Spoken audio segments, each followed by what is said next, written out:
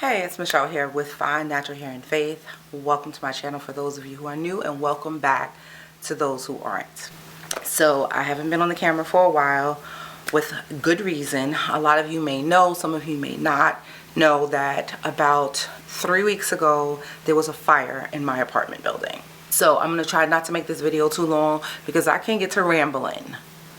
So it was on a Wednesday night around 6 p.m.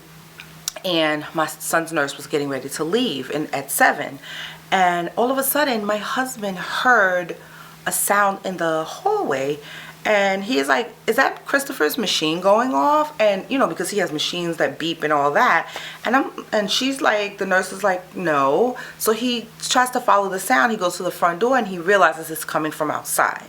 So what he does is he opens the door, and oh my God, you want to talk about pitch black, engulfed in smoke everywhere. He slams the door and he yells, it's a fire. We don't know where this fire is coming from because we assumed it was on our floor because it was so dark with smoke. He immediately, military skills kicked in, grabbed some masking tape, taped up the door, took a towel, soaked it with water, and put it to the bottom of the door. Actually, he didn't immediately do that. It took a little bit, but we began to feel some like my throat started to burn a little bit, and that's when he was like, oh, let me seal up the door. And we didn't know what was going on. Our son's nurse, her brother is an EMT. He knew his sister was in the building. He came to the building, you know, because his sister's there. Of course, he couldn't come upstairs. The fire was going on and we didn't know where this fire was. But here's the blessing of him being there. He called her, and that's when we discovered the fire was on the 3rd floor. We're on 10. So for the fire to be on 3 and the amount of smoke that was on 10, we didn't know how bad this fire was. That's when we decided, let's go on the terrace. Let's, open all the windows in the apartment. Let's go on the terrace, try to hunker this out, see what's going on. Oh my God. First of all, it was 20 degrees outside. We had to grab Christopher, put on his clothes, the nurse put on his clothes and everything. I began to start packing things because I didn't know if we were going to have to evacuate right away or what the case might be, if they was going to take us off the terrace. Like, I had no idea. My son's nursing company called the fire department. They let them know, listen, we have a non-ambulatory special needs young man in the apartment. They told us, they said that they were going to evacuate us first before anyone else, should it come down to it. Okay, so an hour later, and we don't see no fire department, but we're on the terrace. And on the terrace, this is where it got scary. We could hear people screaming, help! Like, you could hear them screaming help down below. And little did we know until later on what we would find out, everything that actually happened during this fire. Well, while we're on the terrace and it's cold and Christopher's bundled up in his hat, gloves, coat, blanket. I mean, it is freezing out there. I grabbed my, wait, first, let me tell y'all. Let me sidebar for just a second. Now, it's a fire, right? So when there's a fire, even though it's not in my apartment, you think like, what do you grab first, right? Your important papers, maybe your photos, right? Child, let me tell you, I grabbed my Louis Vuitton bag, I grabbed my planner, and I grabbed my iPad and my MacBook Air. Like, literally, those were the things I considered valuable. I forgot to pack all Christopher's equipment. I did grab all his meds though, because meds, like, that's important. But as I'm talking to our nursing care coordinator about this fire, and she's calling to give us a checkup on us and let us know everything that's the communication between them and the fire department, she says, you know what, grab his equipment. And I'm like, oh shoot, I forgot his equipment. So I'm grabbing all his equipment, diapers, everything, and she's like, put it in a pillowcase if you have to. So that's what I did, because I figured, we might have to get out of here in a hurry. Anyway, we ended up being on the terrace for a while. So that's when, let me tell you, God is with you when you need him to be. I didn't have fear throughout this time. I felt bad and I was concerned, but I really didn't have fear. I began to pray and pray in the spirit. They might have heard me praying downstairs. I was praying so loud on the terrace. But I began to pray. The nurse began to pray. My husband began to pray, you know, and within, like I said, about an hour's time, we got a knock on the door. Actually, we didn't get a knock on the door. I heard something, and my husband went to open the door, and he noticed that a lot of the smoke had dissipated, and it was a fire, what do you call it? What do you call them people? The fire department guy, the firefighter. And he came, and he's like, is everything okay? So we were like, yeah, we were told that, you know, someone would come and check on us and get us if necessary. And he was like, well, do you have kids in there? And we're like, what? Like, don't you know that we have a special needs child here that we told you about? He didn't even know. So I don't know, the communication sucked. It was terrible. It was awful. I get it, maybe, you know, they were fighting the fire, but this can't happen again. Like, they need to know, like, if you say you're gonna come check on us, then you need to come check on us, because we didn't know what the deal was, you know. So anyway, he told us, stay in the apartment. It's actually safer inside. These high-rise buildings are meant to withstand fire for a long period of time. So it took them about an hour to put the fire out.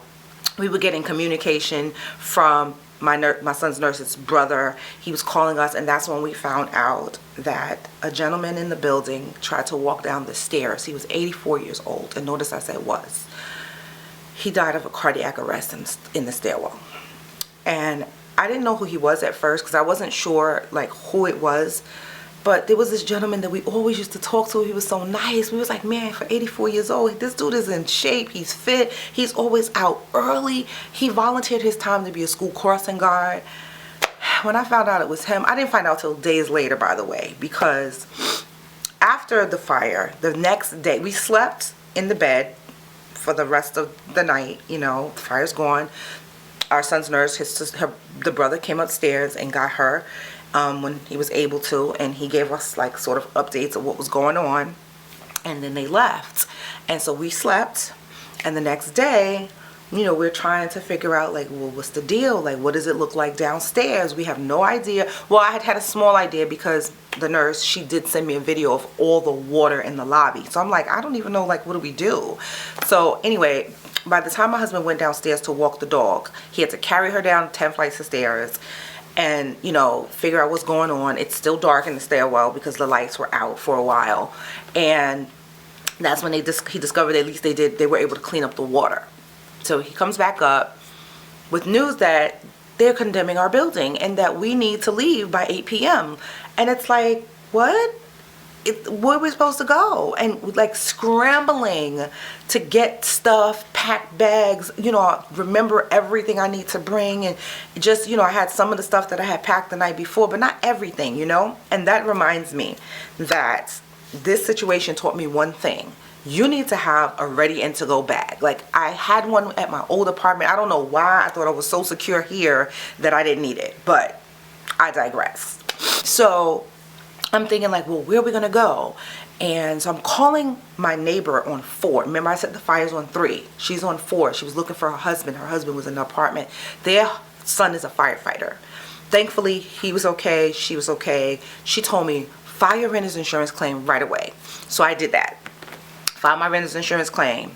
I have Liberty Mutual. Let me tell you, because I didn't have really any property damage, they initially told me, no, we can't cover your hotel because you don't have any property damage. And my deductible was $500, and I probably had maybe $30 worth of damage, you know, the soaked up sooty towels. Well, I began to tell my claim agent, you know, like, I have a special needs child. I can't be in this apartment. The fumes, this and that, you know, what am I supposed to do? So she said, let me see what I can do. And she called me back in a few days. So anyway, I kind of skipped ahead a little bit. But what I did was, when I was told that we had to leave, I called, like, I knew we had a Residence Inn close by, we have a Marriott Courtyard close by, we have a Hampton Inn, you know, we have a few places that we could go to. And so the first place I called was the Marriott Courtyard. Okay, they ready to give me a rate of $79 a night. But then I told them, but I have 2 pets. And they're like, yeah, we don't take pets. But the Residence Inn does. So I'm like, oh, okay. So they give me the phone number. I call the Residence Inn. I get a room. They booked me at like probably, I think it was like 116 a night.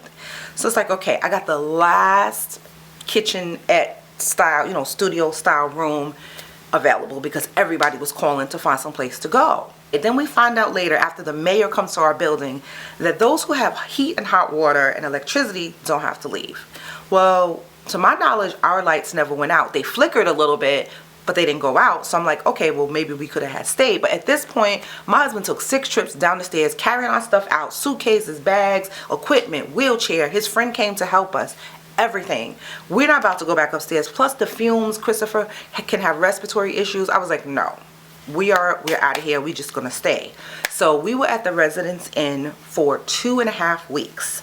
I will say this, they were very kind, they were very nice to us.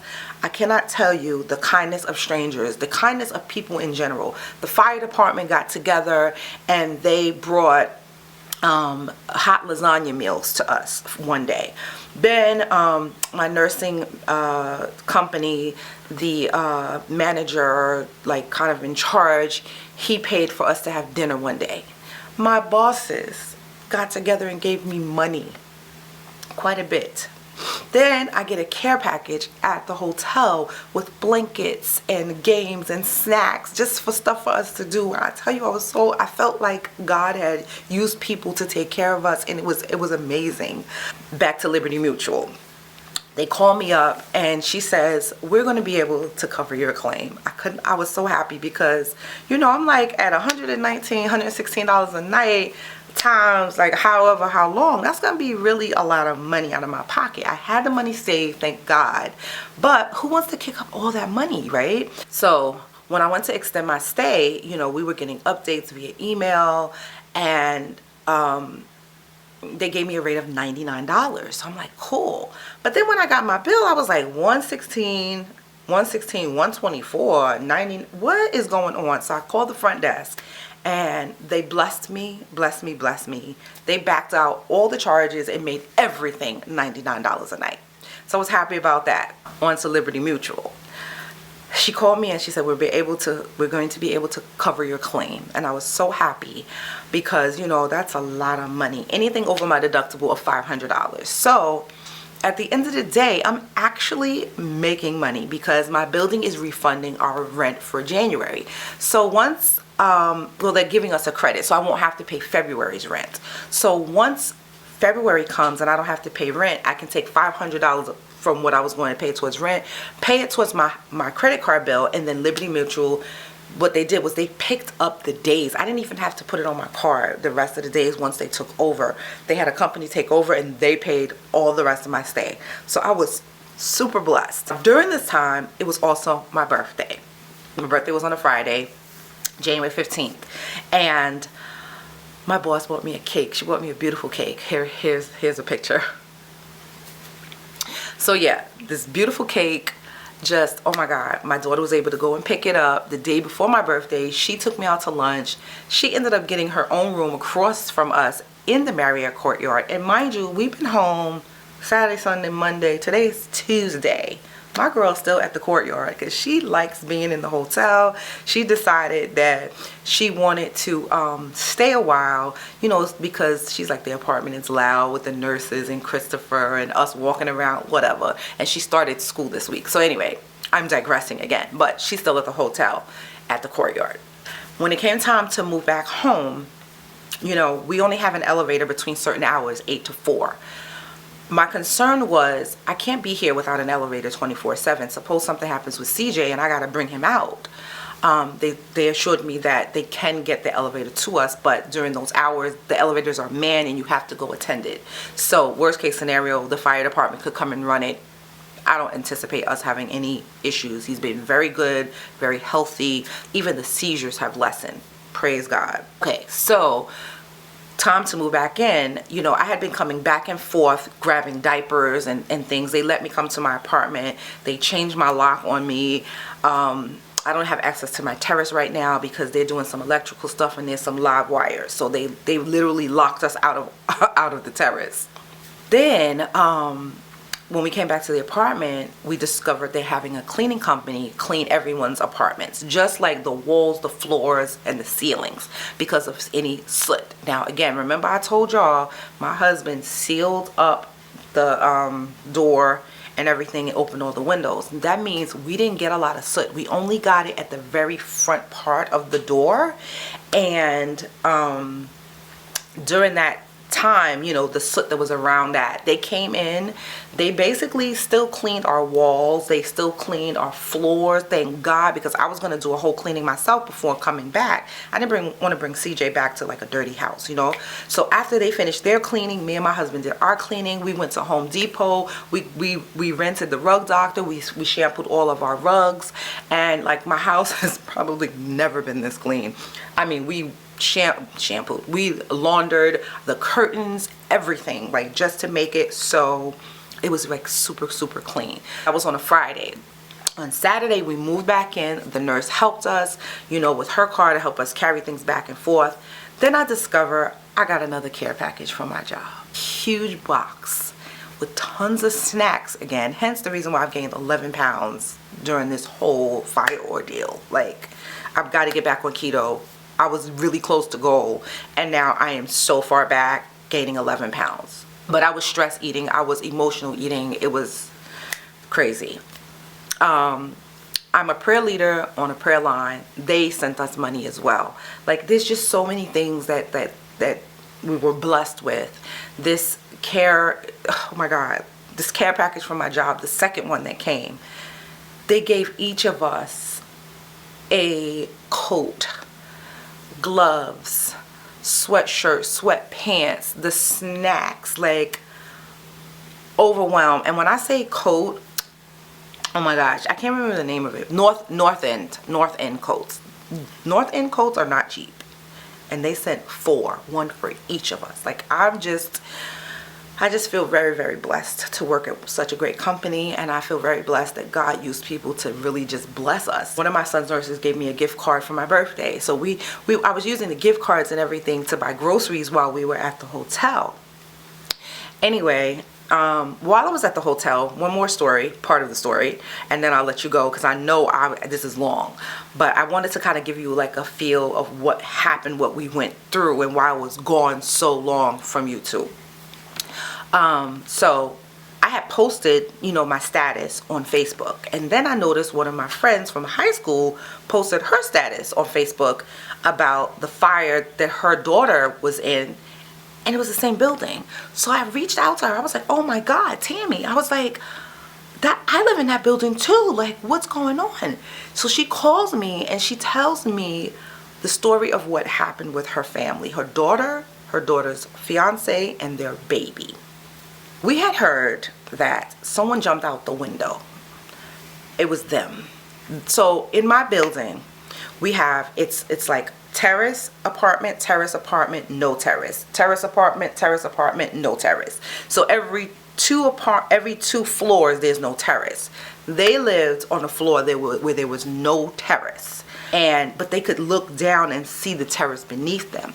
The gentleman who lived down there, apparently the apartment got flooded with so much smoke they couldn't breathe. They jumped from their window onto this guy's terrace. How they did that without breaking legs, I have no idea. She told me that they put pillows and things like that, but it's still beyond me. Anyway, the most amazing thing was they dropped the baby from the window down to the terrace below, and the gentleman caught her. Like, I don't ever want to hear that people in New York are not kind. You hear me? I never want to hear that. Like, I'm sorry. Like, so many more people could have died during this experience, and I'm grateful that the fire didn't damage any of my belongings. I'm grateful that, you know, We weren't displaced for as long as we could have been. But there's a whole floor of people who all of their belongings are gone. Everything is gone, like burnt out. Have to start over. And I pray to God they had renter's insurance. It makes it somewhat easier. But anyway, as I close, I just want to say that first, Liberty Mutual is the bomb. Like, if you don't have renter's insurance or homeowner's insurance, that is the company that I would recommend. Like, they really took care of us. I also want to say, you know, like, while my building management, I don't think handled it as good as they should have in the beginning, they really have stepped up since. I'm just proud. I'm just happy. I'm happy. It's like, some people decided they're going to move out because they don't want to deal with this. To me, a fire can happen anywhere, you just don't know. And from what we understand, the fire was caused, we have baseboard heaters, they're electric, and someone's heater, I guess, started the fire, from what I was told. And I don't know how true this is, but I was told they had things plugged into that heater, which you're not supposed to do. So, I mean, things happen, you know, a fire can happen anywhere. You just don't know. I am just grateful to God for angels of protection. I am grateful that he have, you know, used people to bless us. And I just feel so much more at peace now.